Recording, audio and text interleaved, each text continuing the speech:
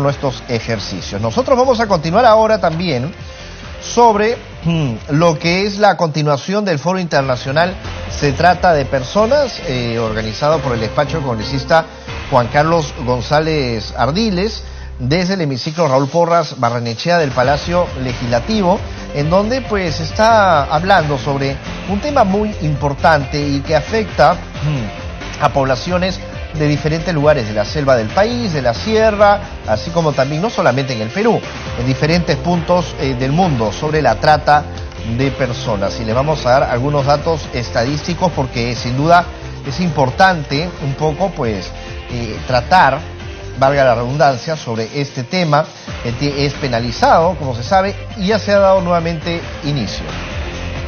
Señora embajadora, reiniciamos luego de este intenso movimiento telúrico que nos ha puesto, nos ha obligado a salir de este escenario. Para los señores televidentes y oyentes que nos están siguiendo a través de el canal de televisión del Congreso de la República y a través de Radio Congreso Perú, ha sido el simulacro que ha sido programado durante ya un buen tiempo en esta fecha que es clásica, 31 de mayo, que recuerda justamente una terrible catástrofe hace muchísimos años en nuestro país, en el año 1970. Vamos a continuar en este foro internacional reiterando la bienvenida a las personalidades internacionales que están presentes en esta oportunidad para el foro internacional. Se trata de personas. Queremos, para la apertura del foro, teniendo en cuenta que es un foro internacional, como ya lo hemos señalado, la presencia de México, del Reino Unido y también de Brasil, la excelentísima señora embajadora del Reino Unido, señora Kate Harrison, para la apertura de esta presentación. Señora embajadora, por favor.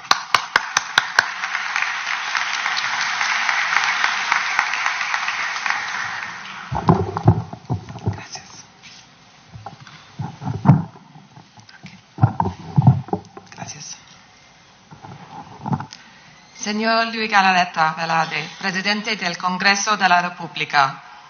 Señor Juan Carlos González Ardiles, Congresista de la República. Señor Ricardo Valdés Cavazza, Director Ejecutivo de CHS Alternativo. Señores congresistas y público presente. Estimados amigos y amigas todos. Es un honor realmente estar aquí con ustedes esta mañana para expresar mi compromiso personal y el de mi país a la lucha contra la trata de personas. La erradicación de la trata de personas es una prioridad expresa del gobierno británico. En el 2017, la primera ministra Theresa May presentó un llamado a la acción para acabar con el trabajo forzoso, la esclavitud moderna y la trata de personas. Este compromiso político cuenta ya con la adhesión de más de 50 países a nivel global. Y me alegra comentarles que durante la visita del canciller Boris Johnson al Perú el 19 de mayo, el canciller Popolicio anunció que Perú se adherirá a nuestro llamado. Esta adhesión ayudará a visibilizar internacionalmente los esfuerzos que el Perú viene realizando. Desde el Ejecutivo, el Congreso y la sociedad civil, para acabar con este flagelo que afecta todas nuestras sociedades. El Reino Unido acompaña al Perú en sus esfuerzos de lucha contra el crimen organizado, principalmente a través de la Fiscalía Inglesa y la Agencia Nacional contra el Crimen. Hemos realizado capacitaciones a la Policía Nacional y a la Fiscalía en el uso de un sistema de protección de niños y hemos identificado más de 8,000 direcciones IP involucrados en el intercambio de material indecente en línea. Hemos también financiado estudios sobre la legislación del Perú para combatir la explotación sexual infantil, incluso a través de la trata. Este año ampliaremos nuestra colaboración iniciando un proyecto que brindará asistencia técnica a la Comisión Multisectorial, liderado por el Ministerio del Interior, para la eficiente implementación y cumplimiento del Plan Nacional contra la Trata de Personas.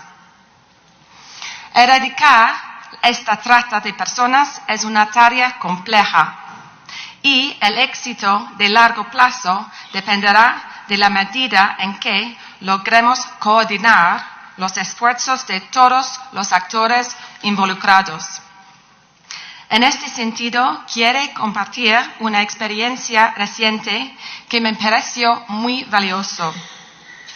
El martes pasado, dentro de nuestra embajada, organizó una reunión donde funcionarios del Ministerio del Interior, el Ministerio Público y la Fiscalía, el Ministerio de Justicia, la Policía Nacional, representantes de la sociedad civil, la academia y el sector privado, para compartir sus experiencias y sus retos que enfrentan para combatir la trata de personas y la explotación de los menores en línea.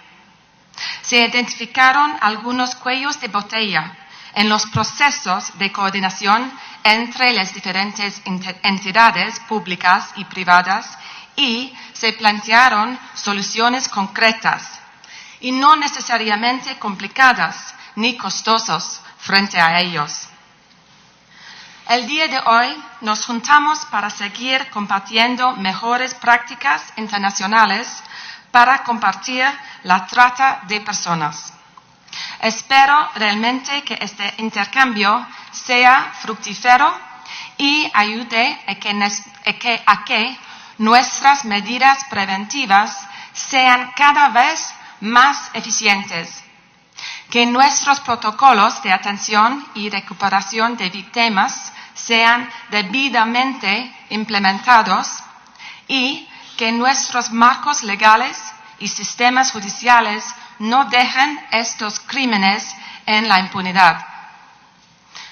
Como he dicho, es un honor para mí y para el Reino Unido acompañar al Perú y a todos ustedes en este esfuerzo. Su éxito será nuestro éxito, pero sobre todo un éxito para proteger a las personas más vulnerables dentro de nuestras sociedades. Muchas gracias a todos, muchas gracias a todas.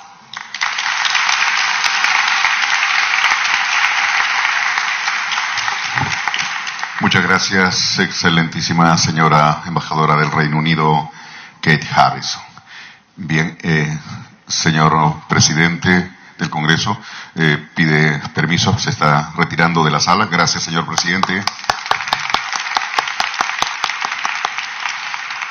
Bien, señor congresista Juan Carlos González Ardiles, iniciamos las exposiciones.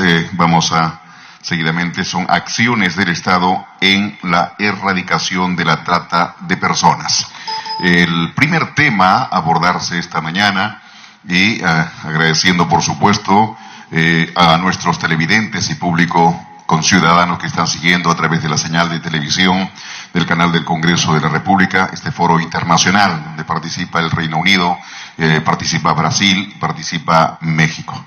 Vamos a invitar a la primera exposición, la presidenta de la Comisión de Trata de Personas en el Senado de México. El tema es Marco Legal y Acciones de Prevención en la lucha contra la trata de personas. Bien, vamos a invitar, por favor, señor congresista, excelentísima señora embajadora, tomar asiento en la primera fila. Señor Córdoba, por favor. Se pide permiso igualmente la señora embajadora. Muchas gracias, la despedimos, por favor. Muchas gracias. Muchas gracias. Muchas gracias. Bien, entonces vamos a invitar en esta primera mesa, señor congresista Juan Carlos González Ardiles, esta primera mesa con la señora Julieta Fernández, senadora de México, ¿sí?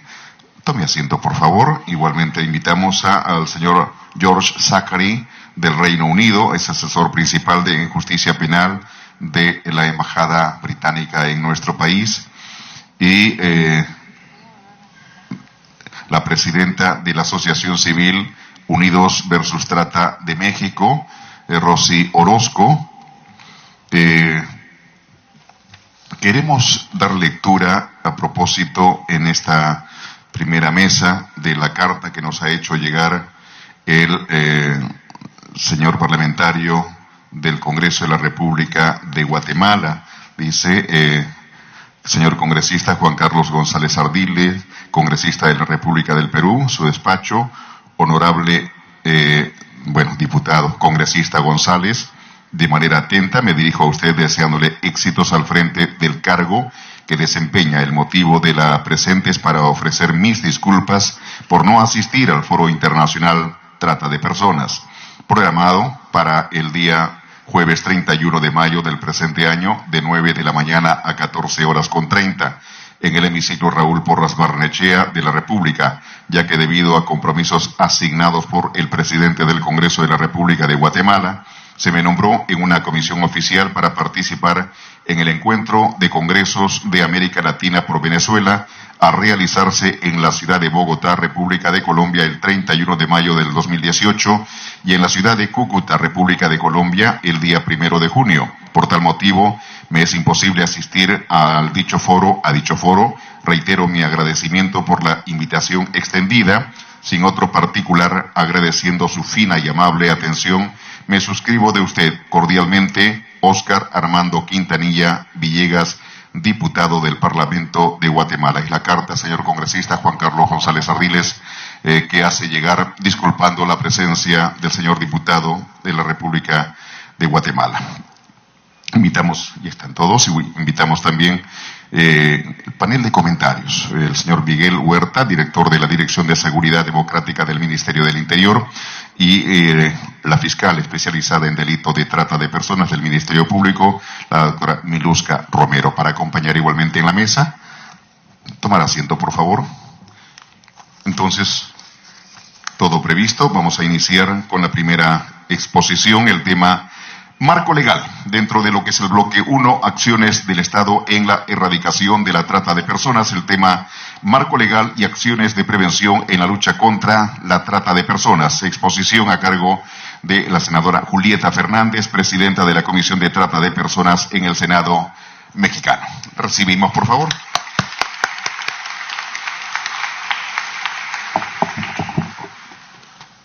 Gracias. Sí. Muy buenos días. Es para mí un gran honor el poder estar el día de hoy aquí. Agradezco mucho al congresista Juan Carlos González por toda la perseverancia, por toda la organización, por todo el deseo de que hoy estuviéramos aquí y reunirnos a tantos representantes de Latinoamérica. Yo creo que es un esfuerzo muy loable, de mucha perseverancia, pero también muy decidido a organizar este foro.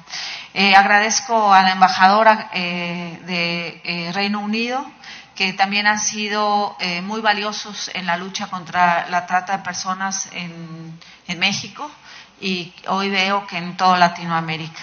Al ministro del Interior aquí presente y a cada uno de ustedes. ¿Por qué es tan importante un marco legal diferente al que tenemos en América Latina? Lo voy a explicar y creo que es fundamental. El ejemplo, yo me considero muy honrada el poder estar aquí representando a México y decirles que definitivamente tenemos un problema cultural en Latinoamérica que está produciendo muchas niñas y mujeres muy vulnerables, pero también una sociedad donde se está despedazando completamente en la violencia, y la violencia también surge no solamente en las calles, sino también surge en el seno familiar. Por eso es tan importante que nosotros podamos ver esta cuestión. Yo quiero que nos remontemos un poco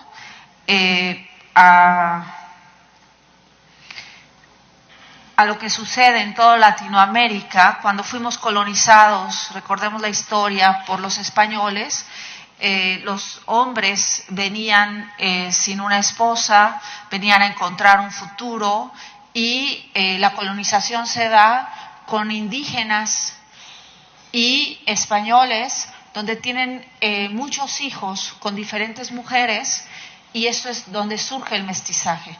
Y en esto la mujer fue menospreciada, fue victimizada y fue abandonada, fue menospreciada. El hombre dentro de esta familia que nació ahí, pues también fue huérfano y tuvo que salir a la calle a reafirmar su masculinidad, teniendo muchas otras mujeres. Y la mujer que se quedó en casa, que era menospreciada, la mujer indígena, pues se convierte en una supermujer, en una mujer que tiene que ser valorada, pero para ser valorada necesita hacer muchísimas cosas. Se convierte en padre y madre de esta forma, y desgraciadamente no puede, a pesar de toda la globalización y lo que tenemos hoy de revalorar a la mujer y darle el empoderamiento y todas las políticas públicas que son globales, la mujer sí se empodera, pero al final queda rota, queda mal, y entonces no puede hacer fuertes a los hijos, y los hijos crecen de alguna manera sin esta paternidad, sin este padre, porque el padre ha sido ausente y el padre pues deja a los hijos huérfanos. Ese es más o menos el tipo de familia que tenemos,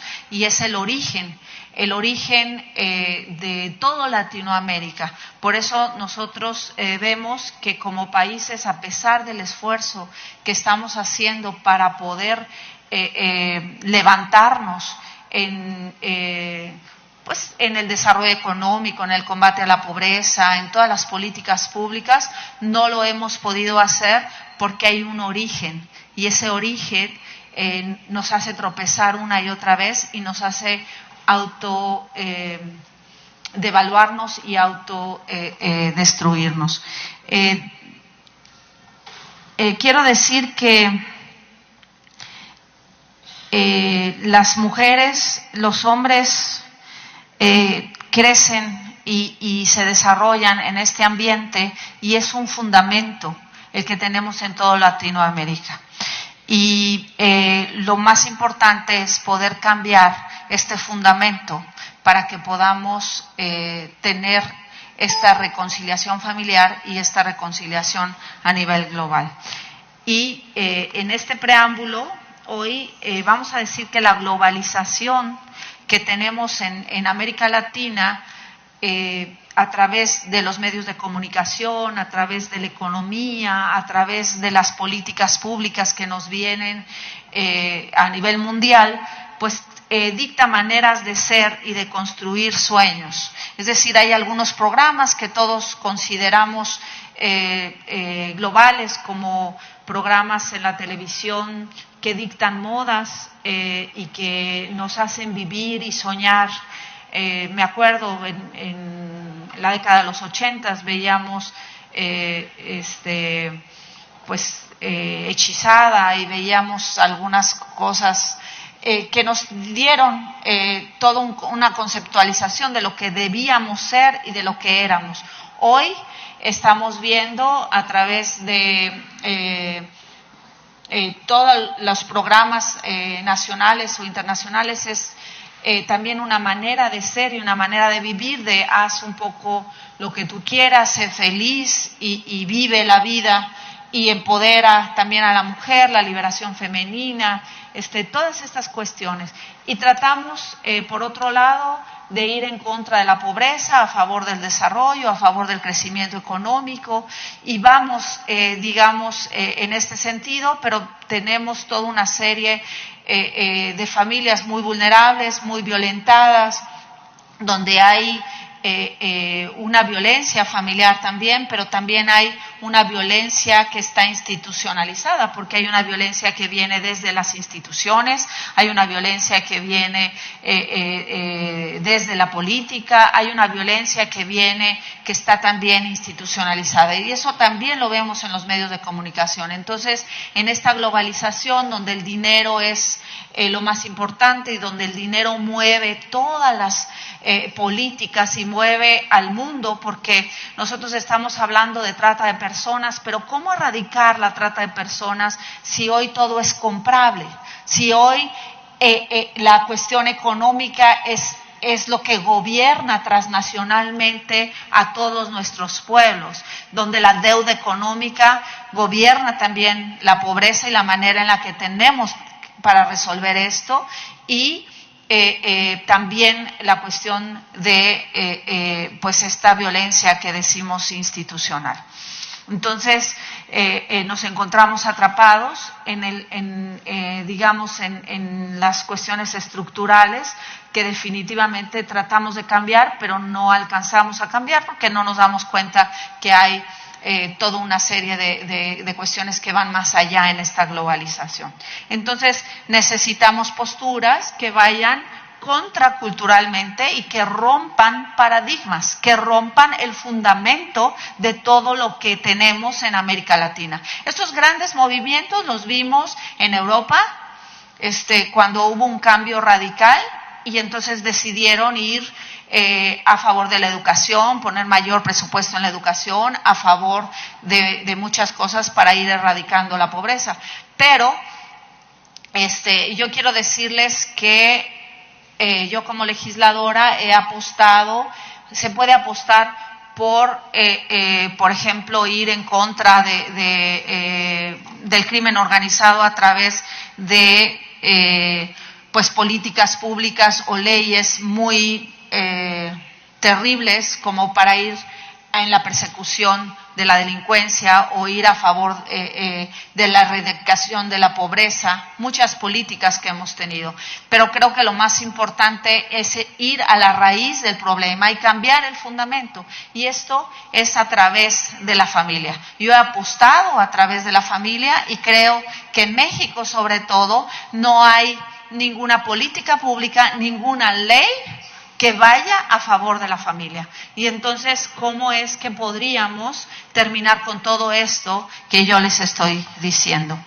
Entonces, tuvimos una ley en el 2012 que promovió Rosy Orozco cuando fue legisladora, diputada federal, donde cambió radicalmente el concepto de trata en México. Y esto es cambiar el fundamento de lo que se debe de hacer. Una ley es cuando una ley cambia el fundamento y cambia también la manera de organizar a las personas. No es por decreto, porque la sociedad no cambia por decreto, se va en un proceso transformando, pero la ley necesita estar en ese sueño, en ese ideal de lo que queremos construir, y entonces ir cambiando. Lo que estoy hablando es de cambiar el fundamento, es decir, no podemos ir a favor de todo lo que estoy platicando con una ley igual. Es decir, en Gran Bretaña, cuando abolen la esclavitud en 1500, no tengo la fecha exacta, rompen completamente la economía, porque la economía se daba en el traslado de esclavos hacia la Gran Bretaña, y entonces nadie lo quería cambiar porque económicamente era muy redituable y era muy atractivo. ¿Quién quería cambiar la trata? Pues lo mismo pasa ahora, es atractivo para mucha gente, y entonces necesitamos una ley que cambie ese fundamento, que cambie completamente esa manera de ver y esa manera de sentir las cosas. Por eso esta ley es tan importante, porque normalmente en toda Latinoamérica la justicia no se da porque estamos violentando una y otra vez a las víctimas. Los derechos humanos se corrompen todos los días y vemos que la economía está corrompiendo a las personas que imparten la justicia. Y esto no es por otra cosa, sino porque estamos hablando de un asunto estructural, ¿verdad? Entonces, cuando nosotros cambiamos esto y ponemos una ley que sea fundamentada en la persona, el centro sea la persona, y venga la prevención, es una ley general de observancia nacional, entonces vamos a poder cambiar las cosas. Y vemos que del 2012 que se implementó la ley, que yo creo que Rosy lo va a explicar bien, tenemos sentencias en México que esto era prácticamente imposible. Tenemos más de 800 sentencias en trata. Se quitaron los medios comisivos. Esto quiere decir que la persona, por el simple hecho de ser esclavizada, ya es una víctima y no tenemos que demostrar si la llevaron violentada o engañada o manipulada. Simplemente tenemos que demostrar que fue esclavizada, que fue explotada y que se cumplieron ciertas cuestiones, y entonces esto hace que pues haya avanzado. Y yo creo que hemos avanzado mucho, porque hoy muchos ministerios públicos han sido capacitados, muchos jueces han sido capacitados y están cambiando su visión acerca de las víctimas. Pero también vemos gobiernos, es decir, en las zonas provinciales, donde los gobiernos han decidido erradicar los giros negros, que en México llamamos las zonas de tolerancia, es decir, donde hay narcotráfico, donde hay portación de armas, donde hay lavado de dinero, donde hay tráfico de personas, donde hay esclavitud. Ahí hay gobernadores que han decidido erradicar esas zonas de tolerancia que culturalmente eran aceptadas y que se podían llevar a cabo, aunque eran contrarias a la ley, pues definitivamente las tolerábamos. Hoy hay gobernadores donde lo han erradicado, y esto ha erradicado o ha realmente erradicado y lastimado mucho la trata de personas. Entonces vemos que se ha ido avanzando. Yo les voy a platicar hoy acerca de dos leyes que han sido fundamentales y que hoy estamos hablando de revalorar a los niños. Yo les hablaba del fundamento en el que se crearon los países latinoamericanos, donde el niño creció huérfano, donde el niño fue abandonado por el padre y la madre no alcanzó a valorar al niño, porque ella también fue víctima, también fue desvalorizada. Entonces el niño cobra casi nada de importancia. En muchos países el niño no está protegido por el Estado para alimentarlo, crece desnutrido, crece huérfano, valga la redundancia. Por eso en México tenemos muchos niños en la calle, tenemos muchos delincuentes menores de 25 años, el 49% de la delincuencia es menor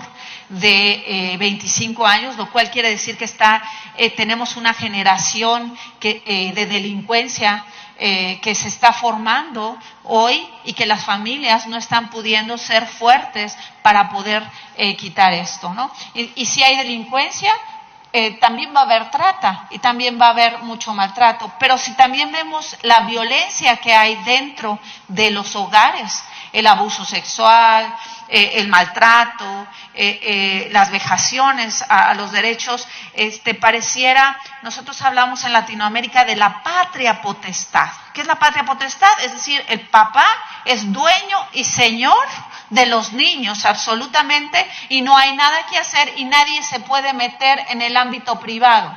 Eso tiene que acabar en México y en Latinoamérica, porque la violencia muchas veces, no digo que siempre, se genera. O la indiferencia a causa de la negligencia a causa de la orfandad también se va generando. Cuando un niño es huérfano, aunque no sea huérfano de padre y madre, por falta de cuidados, por negligencia, es un niño que se convierte en potencial autodestructivo.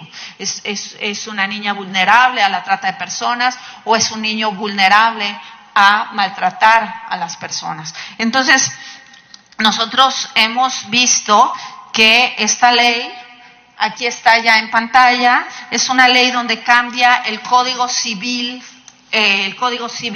que desde el 1932 no había sido transformado. Quiere decir que no nos estamos fijando en las cuestiones familiares que son tan importantes, y esto es 100% preventivo de violencia y 100% preventivo de delincuencia y 100% preventivo de trata de personas, porque este es el origen. Estuve hablando del origen familiar y hoy tenemos que cambiar este paradigma familiar y este fundamento que es lo que nos autodestruye en Latinoamérica. Estoy convencida de esto, y entonces no solamente hablar de familia, sino de recuperar la paternidad que perdimos, porque hablamos mucho de equidad de género y hablamos de las políticas de género y hablamos de empoderar a la mujer, pero entonces el hombre queda cada día más denostado, más echado de lado, más irresponsable. En México, por ejemplo, la ley del Código Civil no dice que la mujer tiene la obligación de reconocer a sus hijos, pero el hombre no. Y entonces estamos por ley impulsando a este padre a ser desobligado, impulsando a este padre a dejar huérfanos a sus hijos. ¿Dónde está la responsabilidad parental? Por eso cambiamos el término de patria potestad por responsabilidad parental y dimos toda una serie de cuestiones donde el padre por ley tiene que ser responsable. Hoy tenemos megaestados